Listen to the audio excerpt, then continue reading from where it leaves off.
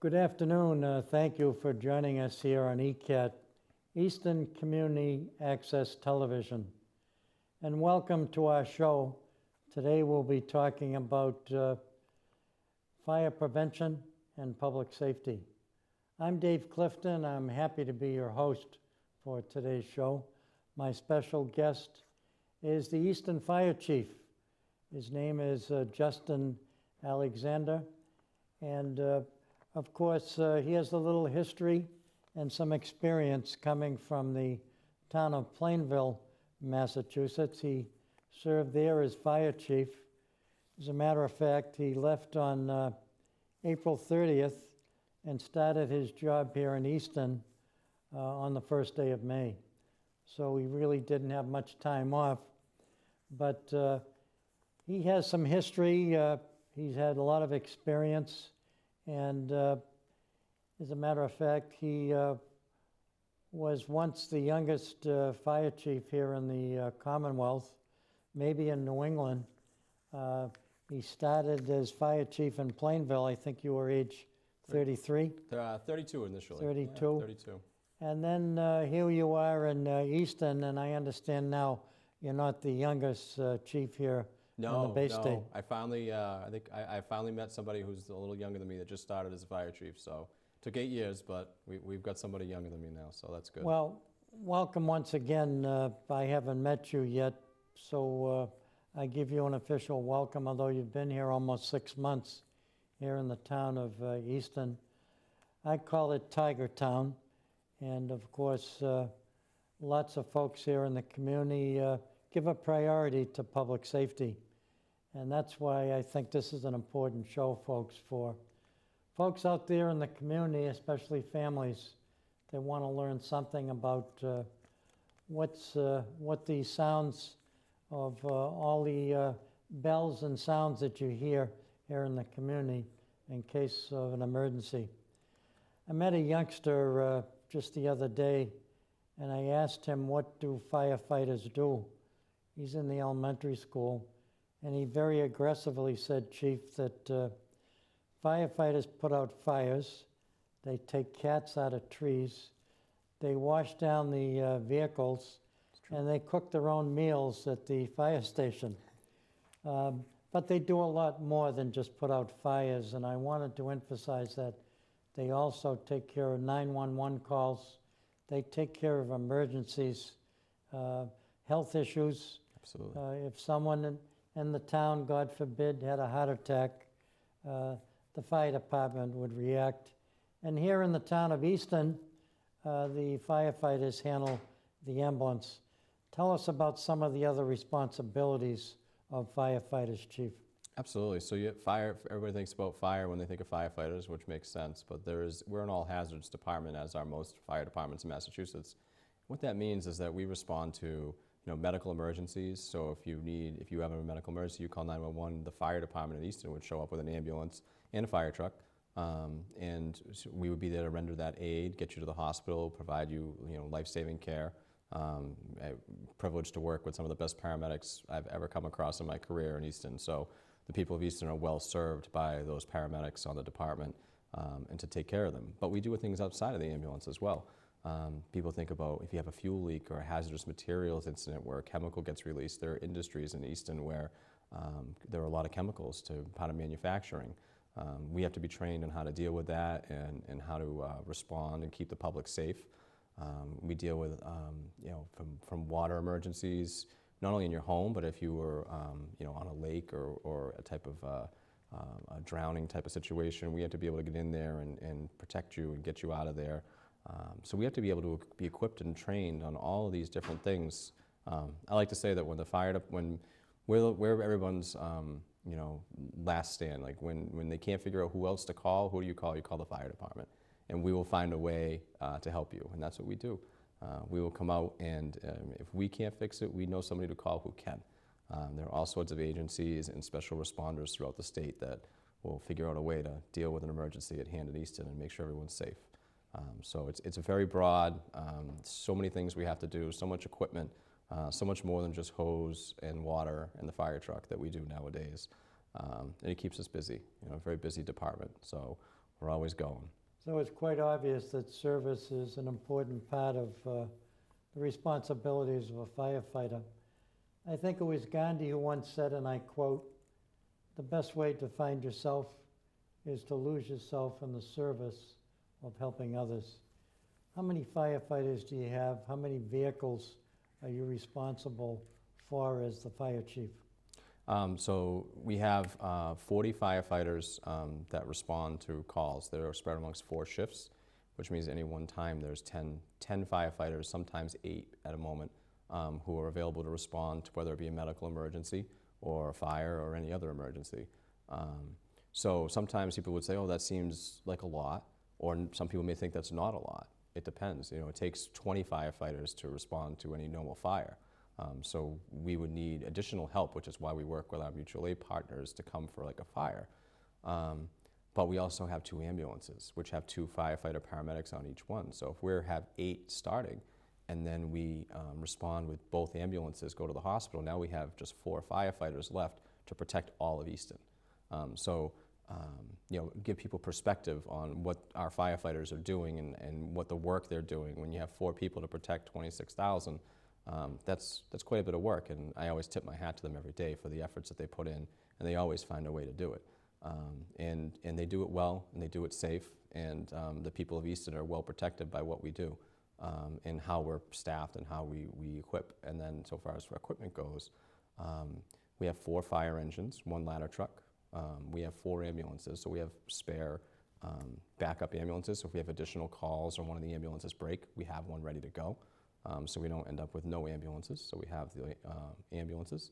And then we have an assortment of a couple brush trucks for putting out brush fires, and then an assortment of smaller vehicles that we take care of, like Ford Explorers and a couple pickup trucks and things like that. So it's a small fleet, requires a lot of work. They're very complicated and intricate pieces of equipment, especially the fire engines, the modern, everybody's trucks and cars nowadays are all computers. Now, Chief, do you also have partnerships that you develop with other towns in the area if you have an overflow? Sure. For instance, both ambulances are used. You must have a partnership that you can actually call another town for support. Absolutely. So our all fire departments in Massachusetts participate in a mutual aid pact, and means that we'll give help to somebody who needs it, and in return they'll give us help. No charge as far as like interdepartmental costs. We don't charge each other. So if we were busy, both ambulances were tied up and we needed an ambulance and it was up by the Stoughton line, we would call Stoughton, and if they were available, they would send us an ambulance.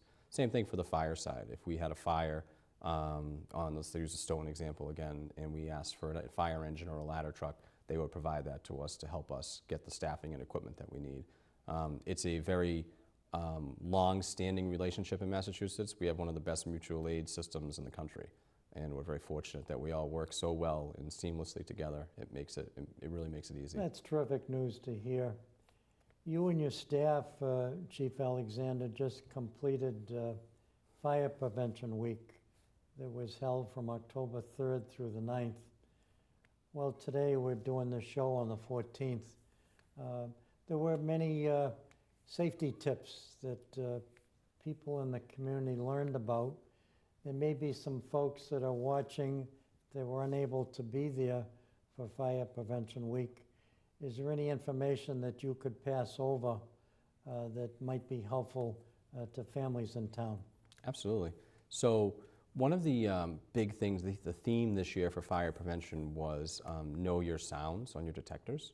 So what's very important is that you recognize that if a detector is making a sound, something is going on. It may not be an emergency, but you need to figure it out. So if it's, for instance, with a smoke detector, if it's a single beep every 30 seconds or 1 minute, just a single beep, that's typically a low battery or a malfunction. That would need to be checked out and either replaced or change the battery or replace the detector. A lot of detectors will time out after 10 years and start giving you that beep. So the battery might be good, but the detector might just be timed out now because after 10 years they're no good anymore. But carbon monoxide detectors are what often cause a lot of confusion for people because some of them talk and they'll actually say carbon monoxide, or some of the smoke detectors will talk and they'll say smoke or fire, fire, fire. But the ones that don't talk, that just beep, often cause some confusion. And what's important to recognize is the single beep is typical even in carbon monoxide detectors, which everyone should have in their homes. And if you don't know where to place these detectors, please reach out to us. We would love to help you figure that out. But if you hear a single beep from a carbon monoxide detector, that's typically a bad detector or a low battery. But if you hear 4 consecutive beeps, beep, beep, beep, beep, that is an alarm. So 4 consecutive beeps back to back to back will be a carbon monoxide issue, meaning that it's detecting carbon monoxide. So short of it being a malfunction of the detector, giving you a false alarm, that's an indication you should be calling us to come put, we have very sophisticated gas meters in our trucks that'll detect carbon monoxide.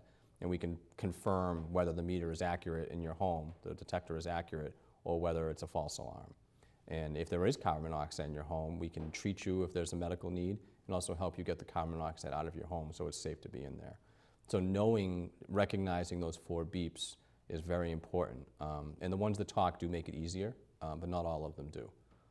So it's very important that people recognize the difference between the single beep warning you of a battery or a need, or the 4 beeps for a carbon monoxide detector. Smoke detectors, when they go into alarm, are much clearer. The tone, the beeps that go off with those, very clear that there's an alarm going on. But the carbon monoxide detectors do cause a little bit of confusion. That's terrific information for our Easton residents to learn about. We're going to take a short break right now and listen to a public service announcement. And it's going to be 2 minutes talking about the importance of fire prevention. When we come back, Chief will talk about training for fire department personnel. Hurry back, folks. This is the sound of construction. This is the sound of nature. This is the sound of education. This is the sound of waking up. This is the sound of fire safety. This is the sound of fire safety. This is the sound of fire safety. Fire, get out. This year's Fire Prevention Week theme is Learn the Sounds of Fire Safety. Get ready to promote this year's theme and work with your communities so they too can learn the sounds of fire safety and know what to do to keep themselves, their homes, and their families safe. People need to know, when you hear the beep, get on your feet, get to your meeting place and stay out. When you hear the chirp, it's time for a change of batteries or to install a new alarm. Learn the sounds of fire safety and know what to do. Aprenda los sonidos de protección contra incendios y sepa qué hacer. Apprenez les sons de la sécurité incendie et savoir quoi faire. Please join with NFPA to promote Fire Prevention Week in your community so that everyone can learn the sounds of fire safety and know how to respond. Go to firepreventionweek.org for resources and tools that include more about this year's campaign and support for your efforts. It's a big world. Let's protect it together. Thank you. Welcome back to the next segment of fire prevention and public safety. I'm Dave Clifton, and I'm happy to have as our guest our new fire chief here in the town of Easton. He's not new to a lot of folks out there because he's been here for 6 months. He's got a background serving as a fire chief in other communities, but we're happy to have him here today. And I think folks out there would like to know what kind of training have firefighters been through before they take on the responsibility of working for a municipality. They do have certainly training at academies. Tell us about it, Chief. Absolutely. So when a new firefighter is hired in Easton or any full-time community that's in the area, Massachusetts we're again very fortunate to have one of the premier firefighting training academies in the country. It is known throughout. It has a funding mechanism through insurance companies because by training us to put out fires and preserve property and life, it actually helps reduce insurance claims. So because of that relationship, we have a very strong and robust training program for firefighters. What comes of that is when a new firefighter starts in Easton, they get assigned to go to the fire academy for 10 weeks, basically Monday through Friday, you know, a 7:30 to 4 kind of schedule, and it's the equivalent of boot camp for firefighters. You start out, you have physical training, you run, do push-ups, but at the same time you sit in the classroom, you'll be learning about fire tactics and strategy, fire behavior, building construction, all the things that are really pertinent to keeping us safe as firefighters and protecting life and property, which are our two main goals as firefighters. We protect life first and property second, but those are our two main edicts that we follow. So over the course of the 10 weeks, they'll develop from someone who may have zero experience in the fire service and never put out a fire, never held a hose line, never run a fire pump, and they'll mature through that process. And by the time they get to that 10-week graduation, they'll have fought fires and burn buildings that have contained real fire situations, and they'll be advancing those hose lines. They'll be pulling those hose lines through the building, putting out those fires. They'll be learning how to run the fire trucks, how to handle the equipment, throw ladders, firefighters do a lot of ladder work. It's not a job if you don't like to climb ladders. Firefighting is probably not for you. We throw ladders all the time. So all these skills, we do those for those 10 weeks. And then when you graduate, you come back to the fire department and get assigned to shift. But that's not the end of your training. Firefighters training is very perishable. We have so many things that we have to know that if we don't practice them regularly, we'll forget them, we'll get rusty. So while working for the fire department, for Easton or other fire departments, we'll train while we're on shift, we'll train off shift. We have a day of, a burn day we call it, down in Fall River at their burn training academy for the Easton Fire Department on November 8th. So we'll be getting in there and practicing our craft to make sure we're ready to bring it to protect the population of Easton.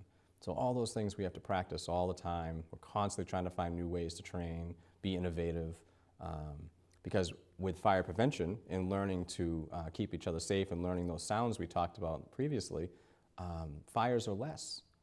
But the problem with fires nowadays is that the buildings are tighter, they're built stronger, they're built more energy efficient, and they burn hotter with more dangerous chemicals in them. So we fight less fires, but they're more dangerous. So we're rustier if we don't train, going into more hazardous buildings than 30 years ago. So that's a recipe for unfortunate things to happen, which is why it's so important that we train. And I'm sure that firefighters are trained in CPR, Yes. cardiopulmonary resuscitation, first aid, first responder stuff, things that certainly could help save a life. And especially in a sudden death scenario, I think electric shock, I think of heart attack victims, drowning scenarios, it could be heavy drug abuse, electric shock. The list goes on, but I think those are important things. I know lots of folks like to call 911 if they have an emergency in their home. Everybody's got a cell phone. Should they use their cell phone, chief, or should they use the house phone to call 911? And there are some cases where if you use a cell phone, it ends up contacting the state police, and they in turn have to contact the local police. It's not wrong, but time is of the essence to try to react as soon as you can.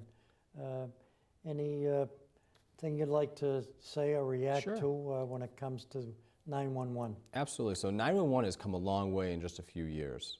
So, you know, cell phones, we'll say for the last 30 years or so, if you dialed, prior to the last few years, if you dialed 911, just like you said, it would go to the state police barracks in Framingham, who would then, they'd ask you where you were. I am in Easton. Okay, stand by, and they'd transfer you to the Easton 911 center. So that does take some time, and that could cause confusion. We're very, very fortunate that one part is the cell phones have become more advanced in the last few years, and the 911 system has become more advanced in the last few years. Easton participates in a regional dispatch center, which houses one center, runs all 911 for police and fire for Easton, Norton, Foxborough, and Mansfield now. And by having them all regionalized, the service that we get as first responders is improved, which also improves it for the people who have to call 911. Having a facility that is that high tech and staffed and equipped and funded means that we could take those 911 calls from cell phones now. So when you call 911 from a cell phone now, this is very new in the last recent year or two, you will go directly to the 911 center. That's terrific. So that changes everything. So landlines are great. If you have one, use it. I recommend using those. There's nothing wrong with using them. It's a direct line. We know where you are. It comes up with your address. But cell phones will locate you within 3 to 10 feet now. So we can pretty much pinpoint which house you're in on the street. It comes up with a map, very accurate. So don't hesitate to use 911 from your cell phone. We will find you. Any advice, Chief Alexander, that you can give to maybe some senior adults out there that may be watching that maybe don't want to call 911 because they don't think it's that serious? If it ends up being a false alarm, it's a false alarm, but do the best you can to take care of yourself. And I know we talked about this off camera, how important it is for senior adults to react, to let the people who handle the rescues do their job. Absolutely. I've come across this for a long time, and I'll talk directly to the camera. Seniors especially, I know a lot of you sometimes don't want to call us. You think you're bothering us, or we're busy helping somebody who's more sick than you might be. But that's not the case. We're here for you. Everybody's emergency is important to us. So if you have an emergency and you feel you need us, if you're thinking that you need us, don't hesitate. Pick up the phone and dial 911. Don't try to call a business line. You're not interrupting anything. We want you to call 911. You're not bothering us, and I can't emphasize that enough. I always tell people, if you're thinking that you might need us, just call. The worst thing we do is come out and check you out and say, hey, we think you're okay. How do you feel? You think you're okay. You get a little reassurance from us. You don't want to go to the hospital, but we think you're okay. We don't have to take you every time you call 911, but we want to make sure you get that peace of mind. So it's really important that if you think you might need us, don't sit home and suffer and worry, and don't have your spouse or loved one worry that they want you to call, but you won't do it. Just call us. We're happy to help. That's what we're here for. It's no bother to us. Like, please do, and we want to help you. I think that's good advice to not just senior adults, but for families out there. I wanted to talk about the AED, the Automated External Defibrillator. They're scattered in a lot of corporate offices. They're on planes, they're at airports every so many feet. They're on all the apparatus, I'm assuming, Correct. here in the town of Easton. They're in town buildings. How important do you think that AED is? I wanted to share this with our viewing audience because they're everywhere. Some people think they're first aid kits, but they can actually save a life if someone is in cardiac arrest. Absolutely. So AEDs, like you said, have become everywhere now. They're on the walls. They're in so many places now that people don't even really notice them anymore. You got to look for the signs. If they're properly marked, there'll be a sign that says AED above them. They're designed nowadays that even if you're not trained on them, you can figure them out. They have pictures, pictorials. When you turn them on, they'll talk to you and tell you what to do. But I do encourage everybody to go through a first aid CPR AED class. We put them on in Easton. There are many places you can get them. If you're interested in getting that, you can reach out to the fire department. We'd be happy to get you in contact and set up to get you some training. But that being said, when somebody goes into sudden cardiac arrest and it's a witnessed event and somebody sees it and somebody goes down, the most important thing at that moment is early defibrillation. And by having an AED get on quickly, you want to have somebody, if you have help, start CPR. Even if you don't know CPR, just pushing on their chest will make a difference. And that's how we're teaching CPR to a lot of people now. There's no breathing anymore. It's just start pushing on their chest. And while you do that, somebody can get the AED and somebody can contact 911. Those are the pieces of like a triangle that need to happen. Start early CPR, get that AED, call 911. But that AED will provide a life-saving shock to your heart to reset it. So often now we see technology where a TV might malfunction or your phone malfunctions, and what do you do these days? We all know we turn them off, we turn them back on, right? We restart them and they typically work better. Our heart is very much the same. When it has a heart attack and it's quivering in the middle of a heart attack, What it really needs is a jolt from a defibrillator to reset itself. CPR won't really do that. So that jolt will reset the heart and it will start pumping normally again. And that's the early intervention that we have on the fire engines and ambulances, but now it's so many other places. So if you see one, or if you work in a facility that has them, pay attention to where they are, ask how they work, and we're happy to come out, even to private businesses. If you need assistance in knowing how to use your equipment, we'll be happy to come out and help. There's one more thing I'd like to have you talk to our viewing audience about. When vehicles are on their way to an emergency, they have their blinking lights on, they have the sirens on. But drivers, most of them will pull over, which is the right thing to do. Some think they have to go faster. I thought maybe as fire chief you could kind of let our viewing audience know what they should do if they see a piece of apparatus coming down the street. Let's be helpful to the firefighters and the police officers by pulling over and giving them the time to get to the emergency.